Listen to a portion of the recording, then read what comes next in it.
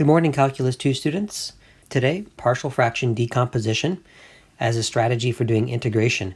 Before we jump into that, though, we need to review an algebraic procedure that you have learned in algebra classes, and that is to combine rational functions into one.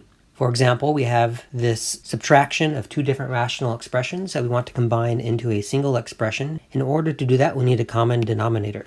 Adjust both of these fractions by multiplying them by fractions of the form 1. So this first one, we're going to multiply the top and bottom by x plus 2 over x plus 2. So this expression here is equal to 1. And so when I multiply this fraction here by a fraction that's equal to 1, I'm not changing its value, just changing its appearance. So this second fraction also needs to be multiplied by the fraction of the form x minus 1 over x minus 1. Now you can see that when I multiply the two denominators, they're going to be identical. We have x plus 2 times 3 in our first numerator. Then we have the subtraction, and then I multiply these two numerators, 2 and x minus 1. And then this is all over the common denominator now of x plus 2 times x minus 1. Now I can do is distribute this 3 and this negative and the 2. Don't forget to distribute the negative as well. 3x plus 6 minus 2x plus 2. Right, that's the sign that needs to go to addition because you distribute the negative as well. Now sometimes people will choose to FOIL this as well. So let's go ahead and do that. Let's do x times x, etc. Let's do the FOIL process. So we got x squared to lead off minus x plus 2x. That's just going to be plus x, and then minus 2. And then a final step, combine anything similar in the numerator, all the similar terms. So this 3x and this minus 2x can combine to be just x. And then this plus 6 plus 2 can combine to be plus 8. And this is all over this common denominator. Okay, so this is something that was practiced in an algebra course. This process of going from here down to this final line is sometimes referred to as to combine two fractions into one. Two rational expressions that were being subtracted, we managed to write it as a single rational expression. And when I say a rational expression, I mean a polynomial divided by a polynomial. What we really want to focus on today is the reverse process, is starting here and we're trying to go backwards to the original statement. And that is the process known as a partial fraction decomposition, PFD for short. Let me show you the process for doing a partial fraction decomposition, and then we're going to come back to this slide here and talk about some of the rules. All right, so notice here's an integral of the exact result I have found in this problem here. I'm just going to integrate it now. I'm going to show you why doing a partial fraction decomposition first is helpful. So let's begin by grabbing that integrand, but I'm going to go ahead and factor the denominator. So we break apart the x squared to x times x. Now we've got to break apart the minus 2 in such a way that when you FOIL this, you get a plus 1 here in the middle. And just double checking, right? X squared plus 2x minus x, that's plus x, and then minus 2. Sure enough, this is the correct factoring. And once it is factored, we're going to assume that we can decompose this into a sum of two other fractions. We split this denominator up into separate denominators. So I can put the x plus 2. It doesn't matter what order you do this, and put the x minus 1 over here. And then put unknown constants above here. I'll use capital letters for these. Our goal is to find what a and b have to be so that this side and this side of the equation are the same. Now we already know what the answer is going to be. If you come back here and take a look at this, you can see what the numerators of the two different denominators are. And also keep in mind that this subtraction that you see right here could be thought of as addition and just put the negative up there. So this is why we get to assume that it'll be addition of two fractions, and then when we determine the two numerators, some of them might turn out to be negative. From this point, we want to clear the denominators by multiplying both sides of this expression by this original denominator, which is also the least common denominator. So I'm going to multiply both sides by x minus 1 times x plus 2. And then it needs to distribute, so it's going to distribute to this fraction, to that fraction, and of course it has to go to the other side as well. This is going to have the effect of clearing out all of the denominators, right? Because when you take this and distribute it and put it next to this numerator, they're going to cancel, leaving just the x plus 8. Now imagine this multiplying next to the a. And put this into this fraction here, and what's going to cancel? The x plus 2's are going to cancel, leaving an a times an x minus 1. Then you're going to multiply this to this fraction and see that the x minus 1's will cancel, leaving the b and the x plus 2. So the a will have an x minus 1 next to it. Then we have plus, and then the x minus 1's will cancel in this last term, leaving the b and the x plus 2. From this point, I'm going to show you two different tactics for determining what a and b have to be. Tactic 1 is to take this expression and actually choose values of x that will lead to cancellation of one or more of these terms that you have here. And I want to try to pick a choice of x, for example, that will cancel this term here. In other words, what would x have to be? Plug in a 1 right there, it'll zero out that first part. So make a strategic choice for x, let x equal 1, and plug it into the entire expression. 1 plus 8 is 9. When you plug in 1 into this part here, you're going to zero out. Plug 1 into this x right here, we get a 3b. Now this statement leads to 9 equals 3b, which tells us that b has to be 3. Now I want to pick a choice of x that will cancel the second term. So the choice of x I want to make is a negative 2. Negative 2 plus 8 is 6. And we do this part here. Negative 2 minus 1 is negative 3 times a is negative 3a. And then plug negative 2 in there, you're going to get a 0. This eliminates the b, and we can solve for a and get a has to be negative 2. Okay, before I show you a different tactic, I want to just now demonstrate how to finish the problem. So what I'm allowed to do now is rewrite the integral with the integrand being decomposed. So I'm going to go back to this line I have right here, and we determine that a and b have to be 3 and negative 2. And now our challenge is to integrate this. If I break this into two separate integrals and do them separately, if I let w equal x plus 2, then the dw, the derivative of x plus 2 is 1, so 1 times dx.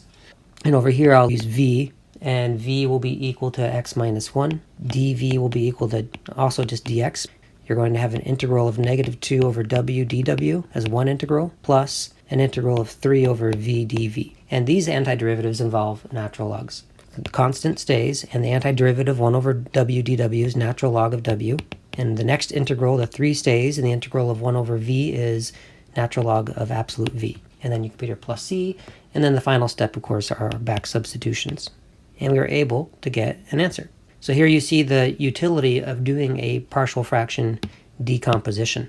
Okay, now I promised I would show you a second tactic for proceeding from this part right here and finding what a and b have to be. I'm going to copy this line right here. Okay, this process involves distributing or expanding this side of the equation. And so we have the line x plus 8 is equal to ax minus a plus, and then bx plus 2b.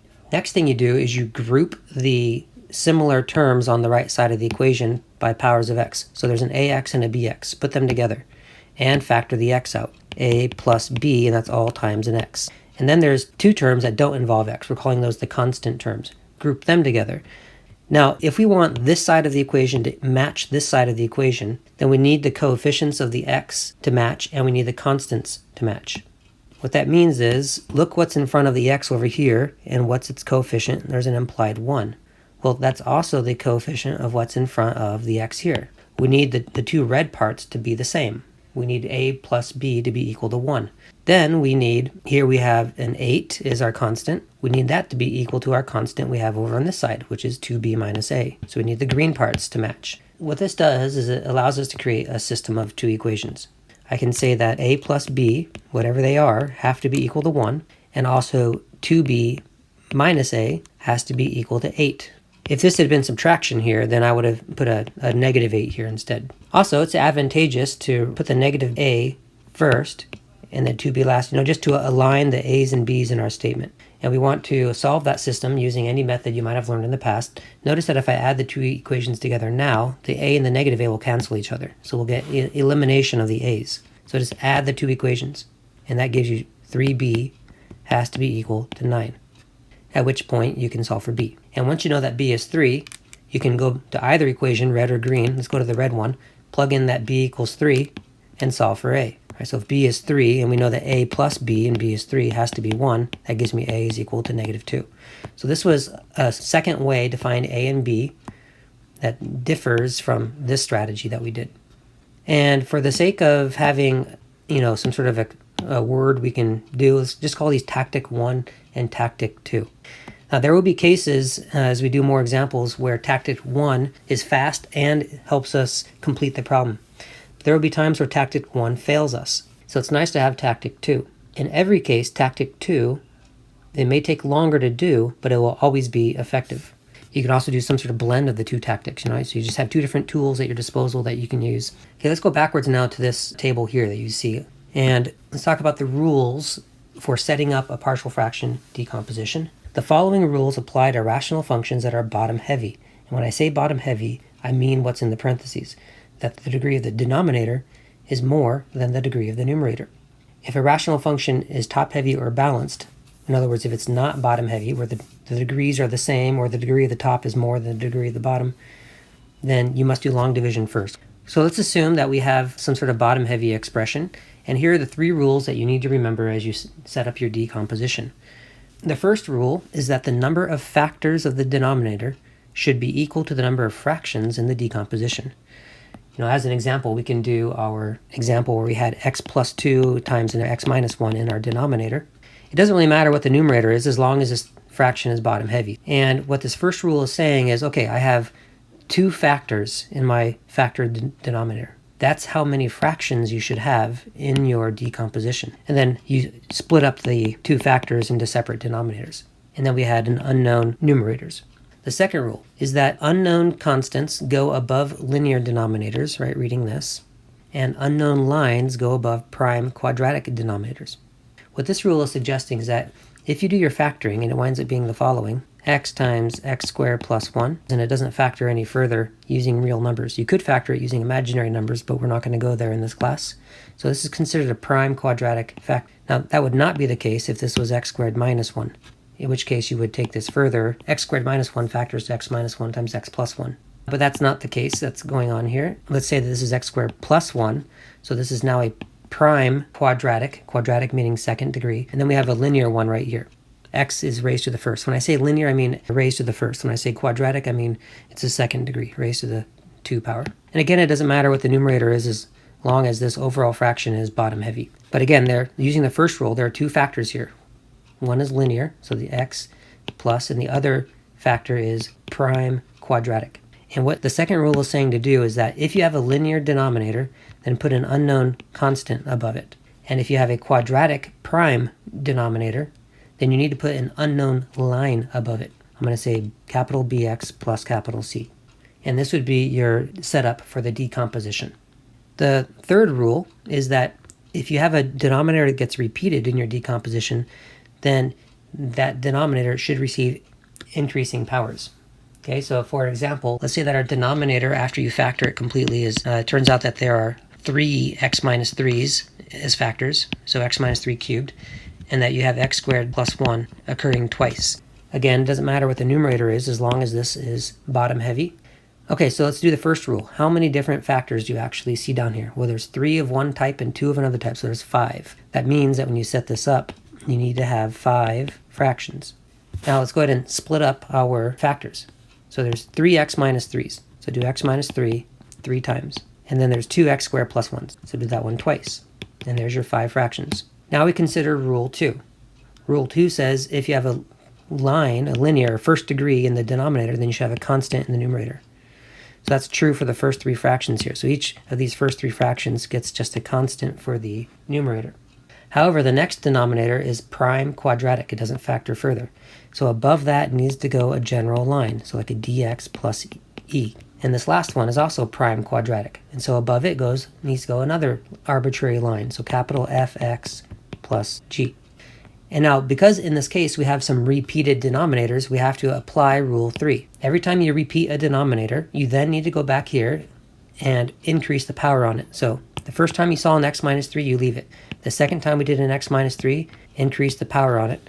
And the third time you see, increase the power on it. The first time we saw x squared plus 1, leave it. The second time we saw x squared plus 1, put a square on it.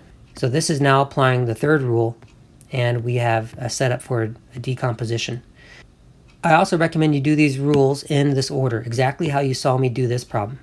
I made the fractions first. I split up the factors into separate denominators. Then I'd consider the numerators, and then I considered whether I had to increase powers because of repeated denominators. Let's move on to this example. Okay, I have a rational expression. It's a polynomial, first degree, divided by a third degree polynomial. We begin by factoring that denominator. Then x factors out, leaving an x squared plus 1. And then ask yourself, can I factor that any further? And the answer is no. That's a prime quadratic. A sum of squares does not factor. Also, you should have verified that this was bottom heavy, and it is, right? It's a first degree divided by a third degree, so it's bottom heavy. Okay, here are the rules. First rule, I see 2 factors down in this denominator, so I need 2 fractions in my decomposition. The first denominator will be x, the second one will be the x squared plus 1. Second rule says, if you have a first degree denominator, then put a constant above it. If you have a second degree prime denominator, then put a line above it. And then the third consideration is, were there any repeated factors? The answer is no, not in this case. So the third rule does not apply. Okay, from here, we do what we did in the previous example. We're going to multiply both sides by the original denominator, and then just distribute it here, here, and here, and do simplifications. Imagine this over next to this fraction. The x and the x squared plus 1s are going to cancel entirely, leaving only this numerator. So you get 3x plus 1 all by itself. Right now imagine this next to the a, and what's going to cancel? Well, the x and x will cancel, but the a and the x squared plus 1 will stay. Right now I distributed this to the bx plus c, and when you do that, you're going to get cancellation of the x squared plus 1s, leaving the bx plus c and the x only. Make sure that you use parentheses on this bx plus c. Okay, I'm going to use tactic 1 as far as I'm able. Tactic 1 was to look at this, don't do any removal of parentheses, don't do any more distributing, and just look for values of x that's going to cancel unknowns. Well, an obvious choice to me is, if you change x to 0, that's going to cancel the b, but that means this x will change to 0. It's actually all of this is going to cancel. So letting x be 0 in this case is a good way to get rid of a bunch of these unknowns. Don't forget to plug in 0 here as well for x, and you get 3 times 0, 0 plus 1, so you get 1. Plug in 0 here, square is 0, add 1 is 1, times a is just a, and then the rest of that zeroes out. So we get a is 1 right away. Well, the only thing that's going to cancel the c is an x equals 0, which we've already done. Also cancels the b. And there's nothing I can do to cancel the a, because you would need imaginary numbers, right? You would have to plug in an I or negative I to make the a 0 out. So we can only take tactic 1 so far, so I'm going to switch gears and go to tactic 2. In fact, I might have done tactic 2 just from the start.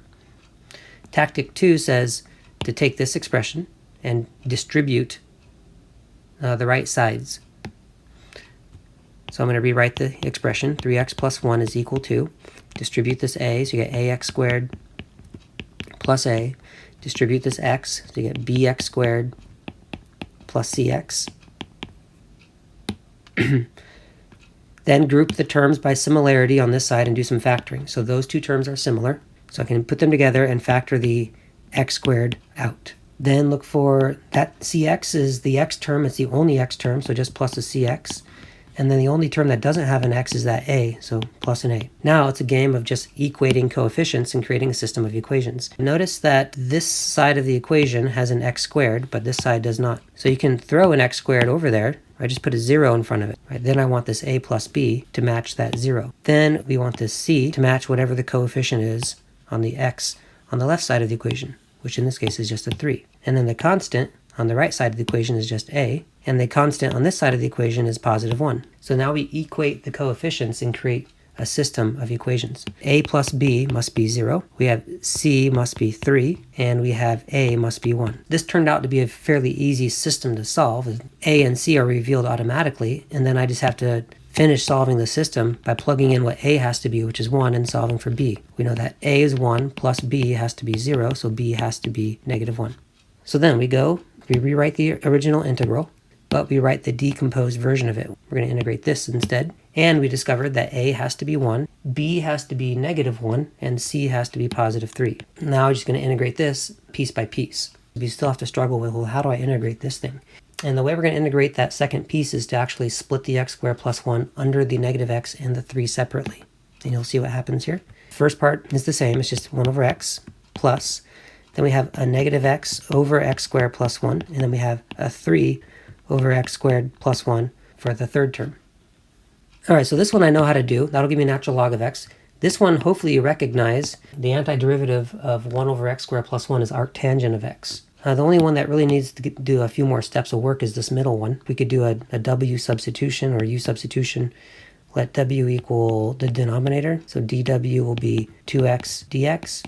I currently have a negative x up there. I don't have a 2x, but you can put a 2 in front of that and counter it with a 1/2. There's still that negative though. So let's do the first integral and finish that one. That gives us just natural log of absolute x. Let's do that third integral as well. Just get that out of the way. That gives us 3 times the arctangent of x. And let's go ahead and put a plus c here. And let's go ahead and do the motions of the w substitution on here and see what this integral looks like. It'll be, see, this negative needs to be factored out to the front. So we have subtraction. This 1/2 is still going to be there. And this 2x, and then technically with the dx, combines to make the du, or the dw, and then we have a w down there. So this is an integral of dw over w still. And that's going to give me a natural log of w. So we have natural log of absolute x minus 1/2 natural log of absolute w, and then plus 3 arctangent of x, and then plus c. And then, of course, the final step would be the back substitution. And we are done. Okay, let's go to the next example. This is a rational expression, though. It's a 0-degree polynomial over a 3rd degree, and it's bottom heavy. So that does mean we could set up a decomposition. So we'll begin by actually, factoring this denominator. Notice each term has an x squared, so you can factor the x squared out. That leaves x plus 2. So there's my rational expression with a factored denominator. Notice that this x squared, this really stands for having 2 x's out front. So there's really 1, 2, 3 factors here. So the first rule of decomposition says I should set this up with 3 fractions. And the x and x get their own denominators, and then the x plus 2 gets the last denominator. Rule 2 now says that that's a line, that's a line, that's a line. These are all linear denominators, so all the numerators should be just constants. So just a, b, c. But then rule 3 states that if you have a denominator that repeats like we do here, then make sure to increase the power on the as you repeat. So the second x has to have a square on it. But notice I mentioned that you should do the rules in order, because let's say we get this far in our setup and you do rule 3 next, which means leave that x alone, but this x put a square on it. And now you think what the numerator should be. You're going to put a constant here, but because of the square, you're going to be tempted to put this up here. And this would be not correct. So that's why I say do the rules in order. So there's your 3 factors and your 3 denominators. They're all linear, so you get constants above all of these. And now go through and look for any repeated denominators and put a increased power on that repeated denominator. We're going to do the step now where we multiply both sides of this by the original denominator, which is x squared times x plus 2. And then we're going to distribute this. It's going to distribute here, here, here, and here. And then when you do all the cancellations, you should just get a clean 4 on the other side of this equation. And then on the right side of the equation, imagine the x squared and the x plus 2 multiplied to this first fraction. What's going to cancel? Well, the x in the denominator is going to cancel with one of these x's from the x squared. So you're going to be left with the a single x, and the x plus 2. When you distribute this to the b term, the x squares are going to cancel, leaving b and x plus 2. And when you distribute it to the last term, you're going to get the c still there, the x plus 2's cancel, and the x squared also remains. Okay, let's try tactic 1 just by plugging in choices of x and seeing what happens. An obvious choice of x that's going to cancel some of this stuff is 0. So let's let x equals 0 and see what happens. Well, there are no x's on this side, so that's just going to stay 4. But on this side, we're going to get 0 here and 0 here. But here we're going to get 2b. And that lets me solve for b. Therefore, b has to be 2. Now make a choice of x that cancels maybe the b. Right here, what x would you plug in right there to cancel the b? I'm thinking -2 will be a good choice. So let's just plug in -2, see what happens. Again, we get 4 on the left, all by itself. When you plug in -2 right here for this x, this part will become 0, which will zero out all of this. So we're going to get it just as 0 here for the first part, 0 here for this part. But over here, when you plug in -2, we're going to get 4c. So I get this expression, which tells me that c should be 1. Okay, at this point, there are no more choices of x that will cancel unknowns, right? Because 0 is the only thing that we could use to cancel the c, -2 was the only thing we could use to cancel the b, and 0 and -2 were the only things I could use to cancel the a, and we've already used all these numbers. So I could revert to tactic 2 to finish this problem and find a. That would actually not be very hard. In fact, just looking at this and equating the x squared terms, I can already tell you right now that a is going to be -1. But let me show you that tactic 1 can actually be used even if terms don't cancel. Pick any choice of x you want. Just pick an easy number that you haven't already picked, like 1. Plug 1 into this expression. We get 4 on the left still, right? Plug in 1 for the x's here. This will be 1 times 3 times a, so just 3a. Plug in 1 for x here, we get 3b. And plug in 1 for x here, we get just c. Now, this choice of x did not cancel a, b, or c. But since I know what b and c are already, I can use that knowledge to take this equation, right? Change the b to a 2 and change the c to a 1, and I can solve this now for a. And when I do that, we get this statement that reads 4 equals 3a plus 6 plus 1. That becomes a 7 there. Subtract it from both sides. So we get -3 equals 3a, and then divide both sides by 3, and we confirm that a is -1. Now I have all 3 pieces. So I can come back here to the original problem, integral sign. I can grab this decomposition that we have right here, and I can change a, b, and c to what their values are. Okay, can I integrate these? I can integrate that one easy. This one I could do easily as well. And this middle one here, do we know how to integrate this? Don't say natural log of x squared, that'd be wrong. You want to think of that middle one as 2 times x to the minus 2 is a good way to think of that, and then just do the reverse power rule for that one. So in the end, we get a negative natural log of absolute x. This one here, we do the reverse power rule. So we add 1 to that negative 2 power, making it negative 1, and we divide it by that new power. And then the last one is going to be a natural log of absolute x plus 2. All right, if you need to do a w substitution to finish that one out just to see that's going to be the case, feel free. This winds up really looking like the following as an answer. We have negative natural log absolute x. This will be minus 2 over x, and then plus natural log of absolute x plus 2. And here's a good place to stop. Okay, I still need to show you a case where a long division is needed. And I'm going to accomplish that by actually doing a task that doesn't look like a partial fraction decomposition is a strategy to even use in the first place. We're going to demonstrate something called a rationalizing substitution to help you with integrals that have radicals in it.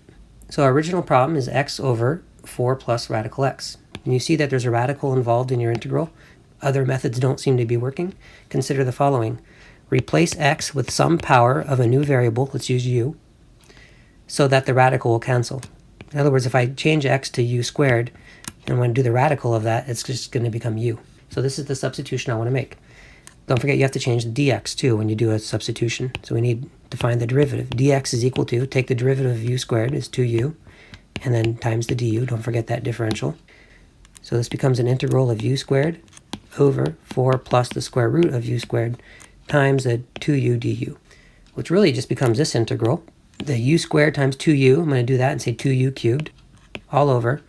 And then our denominator, 4 plus square root of u squared is just 4 plus u. Or you could write that as u plus 4 if you wanted to go back and put the variable first. Okay, so this is called a rationalizing substitution just because here in the original problem we have radicals, and in our transformed version there are no more radicals. So we say it was rationalized. It's also, this is a rational expression, meaning it's a polynomial divided by a polynomial. However, it's a third degree polynomial divided by a first degree. This is, I call this top heavy. And when you have a top heavy or balanced, right, this would be balanced if this was also a cube down here, because it'd be cubic over cubic. But if it's top heavy or balanced, then you want to do long division first before you consider doing any sort of decomposition. So we have to remind ourselves how to do long division of polynomials. I'll do that work right over here. Do long division of these two polynomials. You take the denominator, which is also called the divisor, write that first, u plus 4, then do your long division notation, and then you put your numerator inside here. Your numerator is also sometimes called the dividend. Now, you may want to watch some YouTube videos or something to recall how to do long division of polynomials by hand. The first thing I want to do is ask myself, hey, what do I need to multiply the leading term of the divisor by to equal the leading term of the dividend?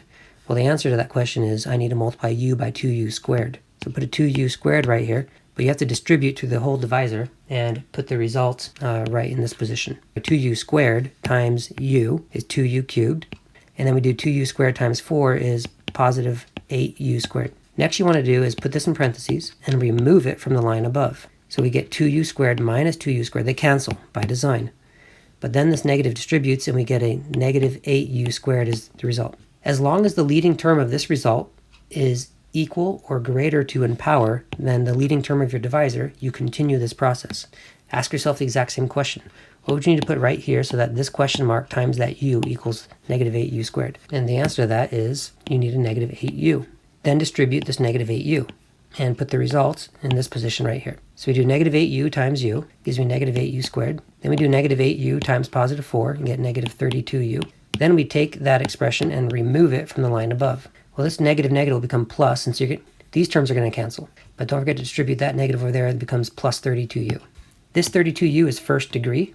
This u is first degree. As long as this degree right here is higher or equal to this degree right here, you keep this process up. So I have to do this again. Ask yourself, what would you put right here so that when you multiply that times this u, you get 32u? And the answer is 32. Plus 32 here, and then distribute it. So we do 32 times u is 32u, and then we do 32 times 4, and we get 128. Then we take this orange expression, and we subtract it from the line above. The 32u's will cancel, but the negative will distribute, and we get a negative 128. This is a degree 0 term. This is a degree 1. So our remainder term right here is now dropped into a lower degree than the degree of this divisor. So that means we get to stop the process, and the negative 128 is called the remainder. The result of this long division is these three terms up here are known as the quotient. So when you do the long division, you're going to wind up getting the quotient. So just the 2u squared minus 8u plus 32. And then you need a remainder term, which will be plus the remainder, which is negative 128. And you always put that remainder over the original divisor. And then this is what we need to integrate. Right, the antiderivative of 2u squared is 2u cubed and then divided by 3. The antiderivative of 8u is 4u squared. The antiderivative of 32 is 32u. And here, the antiderivative of negative 128 over u plus 4, you could let w equal u plus 4 and 128, natural log of u plus 4, and then plus c. And here's our answer in terms of u, but the original problem was in terms of x. So we got to do some back substitution. If x is equal to u squared, then each u is equal to square root of x, and that's the tool for doing our back substitution. So come back over here to this problem and change each x to a square root of x. So we have 2/3 square root of x, and that needs to be cubed. Put that in parentheses if you want, or you can even put the cube on the inside of the radical and say this, x cubed radical. You can even use half powers and say that x to the 3/2. Right? There's lots of ways that are acceptable for writing an answer here. Let's just go with radical x, and that's being cubed. Minus 4. Here's going to be a radical x, and that's going to be squared. Plus the 32 radical x minus a 128 natural log of absolute radical x, and then plus 4 and plus c. And this could be simplified a little bit. Some things that you might do here, again, I already showed you some examples. You could say radical x cubed and be done. You could do a radical x times radical x times radical x, and two of them is just say x. So x radical x is a good way to write this. Minus, this will just be 4x plus 32 radical x, and then the rest of this here is the same. And let's call this our final answer. This slide here showed you how to do a few things.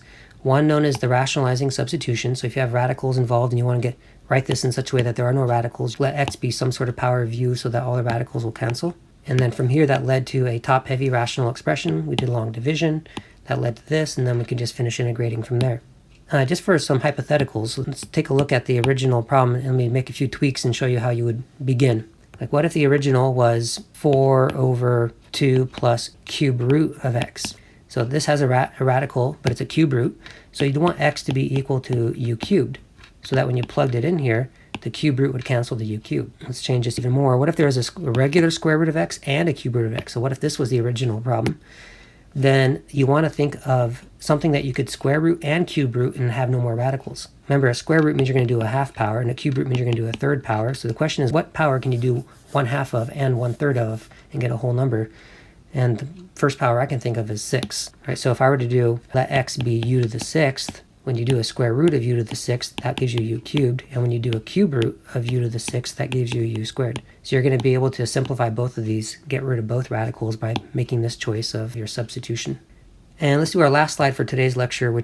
Okay, on this slide, they're all the same integral, but I'm going to show you just how, in some cases, you have lots of different options for finishing a problem. And in the first case, notice that x squared minus 9, the derivative of it is 2x. Well, there's a 3x here. The x parts match, right? 2x and 3x have the same power of x. So this tells me that I could do a regular basic substitution on this. Let u equal x squared minus 9. Therefore, du is equal to 2x dx. Right? I have a 3x, but I can pull the 3 off to the front and then insert a 2 times 2 and put a 1/2 out here. And then I can see the 2 times the x times the dx, right? That makes the du. And so this becomes an integral. There's a 1/2 out front. The 3 is going to come out as well. So we have a 3/2 out front times the integral of 1 over u du. So this gives me 3/2 natural log absolute u plus c, and that gives me a 3/2 natural log absolute and then x squared minus 9. Right, so here's one way you could do this, just a regular substitution. Another way you could do this is, I see there's a difference of squares here. This tells me a trig substitution could be useful. And this is of the form variable squared or function squared minus constant. That tells me I want to let x involve a secant. And we want the coefficient to be the square root of that number there, so a 3. Let x be 3 secant u. So we know that the dx will be 3, the derivative of secant u is secant u tangent u, du.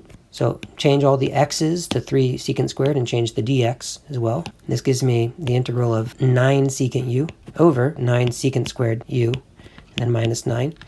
And then the dx becomes a 3 secant u tangent u du. You can factor the 9 out of here. That's going to cancel with this 9 up there. And multiply these secants together. So we have an integral of secant squared of u times tangent u. Oh, and this 3 stays. So we have a 3 secant squared times tangent u all over. And after you factor the 9 out of this, it just became secant squared minus 1. But don't forget, secant squared minus 1, the whole reason we did this in the first place was to use the Pythagorean theorem on this. And secant squared minus 1 is tangent squared. So this becomes 3 secant squared of u times tangent all over tangent squared. But we can get some cancellation of some tangents here. So we just have 3 secant squared just over tangent. From here, you could do trig identities. You can change the sines and cosines. But I also noticed that the derivative of tangent is secant squared. Right, so if I let w be that denominator, then I'm going to get an integral of 3 times 1 over w times dw. So I'll get 3 natural log of w plus c as an answer. W is tangent u, 3 natural log of tangent u. And then we have to do the trig back substitution using this statement. If x is equal to 3 times secant u, divide by 3's, I get secant of u is equal to x over 3. So then make yourself a reference triangle. Put the angle as u, and label two sides so that secant, which is hypotenuse over adjacent, is x thirds. Pythagorean theorem to get the other side. Now I have a complete reference triangle here to say what the tangent of u is. Well, tangent is opposite over adjacent. So we're going to get 3 natural log, absolute. Opposite was radical x squared minus 9 over adjacent, which is 3. And this would be an acceptable answer. Notice how it doesn't quite look like this one. It can be shown that these are in fact the same. When you're doing natural log of a fraction, a log property allows you to do the following. You can do log of the numerator minus log of the denominator. Then it could distribute this 3. But over here, you're going to have a 3 natural log of 3, which is just a constant. So it can be absorbed into the plus c. So you don't even need to have that extra piece there. So this winds up looking like just 3 natural log radical x squared minus 9 plus c. But a radical can be changed into a power. And then you can use the log of something to a power and bring that power down as a coefficient. So it looks like 3 halves natural log of just x squared minus 9 plus c, which is exactly what we have here. So with a little bit of manipulation, the answer I got using a trig substitution is the same, really, as the answer I got using a regular substitution. And then a third way you can do this problem is recognize that x squared minus 9 is something that factors. So you could set up a decomposition. Say 3x over x minus 3 times x plus 3, which is how that denominator factors, is equal to some constant over x minus 3 plus another constant b over x plus 3. Then multiply both sides by the common denominator, by the original denominator, and you get the following line. 3x is equal to a times x plus 3 plus b times x minus 3. I'm going to do tactic 1. Plug in x equals 3. So we get 9 on that side, and we get 6a plus 0. So a is 9 sixths, and 9 sixths is the same thing as 3 halves. Now plug in x equals negative 3. So I'm going to get negative 9 equals 0, and I'm going to get a negative 6b. So b is also 3 halves. So this becomes an integral of 3 halves over x minus 3 plus b, which is also 3 halves, over x plus 3. So you're going to get 3 halves natural log of x minus 3 plus 3 halves of natural log of x plus 3. And this would be a good place to stop. But then you might wonder, well, how are these the same answer? They look different. The fact that these each have 3 halves means I can factor it out, and that leaves a natural log plus natural log. And when you add 2 natural logs, you can multiply their inputs. So I'm going to do natural log of x minus 3 times x plus 3, which gives me x squared minus 9. But let me delete that and say that if you had done it this route and got here and stopped, I would have given you full credit as well. So one problem, multiple strategies, and in the end we got 3 seemingly different answers, but these 3 answers can be shown to all represent the same family of antiderivatives. Okay, and that wraps up techniques of integration that we're actually going to learn for this class.